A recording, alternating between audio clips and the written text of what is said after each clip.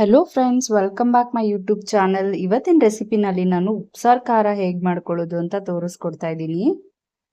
Recipe ನೋಡೋಕ್ಕಿಂತ ಮುಂಚೆ ಯಾರೆಲ್ಲ ನನ್ನ ಚಾನಲ್ನ ಇನ್ನೂ ಸಬ್ಸ್ಕ್ರೈಬ್ ಮಾಡಿಲ್ಲ, ಪ್ಲೀಸ್ ಈ ಕೂಡಲೇ ಸಬ್ಸ್ಕ್ರೈಬ್ ಮಾಡಿ. ಇವಾಗ ಏನೇನು ಬೇಕು ಅಂತ ನೋಡ್ಕೊಳ್ಳೋಣ.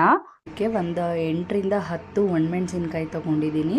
ಜೊತೆಗೆ 1 ಗೆಡ್ಡೆ ಬೆಳ್ಳುಳ್ಳಿನ ಸ್ವಲ್ಪ ಸಿಪ್ಪೆ ಸುಲಿದು ಇಟ್ಕೊಂಡಿದ್ದೀನಿ. ನಾಟಿ ಬೆಳ್ಳುಳ್ಳಿ ಆದರೆ ಸಿಪ್ಪೆ ಸುಲಿದೇನೆ ಹಾಕ್ಕೋಬೋದು. ಹಾಗೆ ಸ್ವಲ್ಪ ಕೊತ್ತಂಬರಿ ಸೊಪ್ಪು, ರುಚಿಗೆ ತಕ್ಕಷ್ಟು ಉಪ್ಪು, 1 ನಿಂಬೆಹಣ್ಣಿನ ಗಾತ್ರದಷ್ಟು ಹುಣಸೆಹಣ್ಣು ನಾನು ನೆನೆಸಿಟ್ಕೊಂಡಿದ್ದೀನಿ.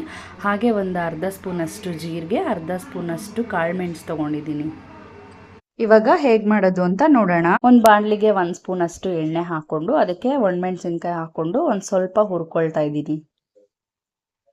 ಕೆಲವರು ಎಣ್ಣೆ ಹಾಕ್ದೇನೆ ಹುರಿತಾರೆ. ನಾವು ಮನೇಲಿ ಮಕ್ಕಳಿರೋದ್ರಿಂದ ಘಾಟ್ ಆಗಬಾರ್ದು ಅಂದ್ಬಿಟ್ಟು ಒಂದು ಸ್ವಲ್ಪ ಎಣ್ಣೆ ಹಾಕಿ ಹುರ್ಕೋತಾ ಇದ್ದೀವಿ. ಎಣ್ಣೆ ಹಾಕಿದ್ರೆ ಅಷ್ಟು ಘಾಟ್ ಬರಲ್ಲ.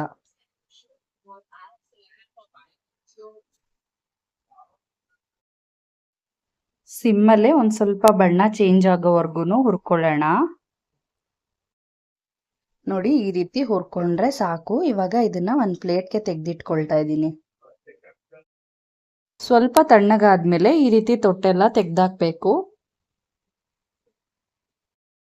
ಇವಾಗ ಮಿಕ್ಸಿ ಜಾರ್ಗೆ ಖಾರಕ್ಕೆ ಏನೇನು ಪದಾರ್ಥ ಇಟ್ಟಿದ್ದೀನೋ ಅದನ್ನೆಲ್ಲ ಸೇರಿಸಿ ರುಬ್ಕೊಳ್ತಾ ಇದ್ದೀನಿ. ಈ ಉಪ್ಸಾರು ಖಾರನ ನಾವು ಮಿಕ್ಸಿಲಿ ರುಬ್ಬೋದಕ್ಕಿಂತ ಒಳ್ಕಲ್ಲಲ್ಲಿ ರುಬ್ಕೊಂಡ್ರೆ ಅದ್ರ ರುಚಿನೇ ಬೇರೆ ಇರುತ್ತೆ.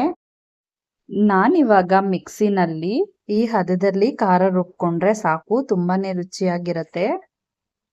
ಈ ರೀತಿ ಒಂದ್ಸಲ ರುಬ್ಕೊಂಡ್ರೆ ಆರಾಮಾಗಿ 10ರಿಂದ 15 ದಿನದವರೆಗೂ ಫ್ರಿಜ್ಜಲ್ಲಿಯೂ ಇಟ್ಕೊಂಡು ಬಳಸ್ಕೋಬಹುದು, ಏನೂ ಆಗೋದಿಲ್ಲ. ಉಪ್ಸಾರ್ಗಲ್ದಿರಾನೆ ದೋಸೆ ಏನಾದರೂ ಮಾಡ್ಕೊಂಡಾಗ ಅದ್ರ ಜೊತೆ ನಂಚ್ಕೊಂಡು ತಿನ್ನೋಕ್ಕೂ ತುಂಬಾನೇ ಚೆನ್ನಾಗಿರುತ್ತೆ. ಈ ರೆಸಿಪಿ ಏನಾದರೂ ನಿಮ್ಗೆ ಇಷ್ಟ ಆಗಿದ್ರೆ ಪ್ಲೀಸ್ ನನ್ನ ಚಾನಲ್ನ ಸಬ್ಸ್ಕ್ರೈಬ್ ಮಾಡಿ. Thank you.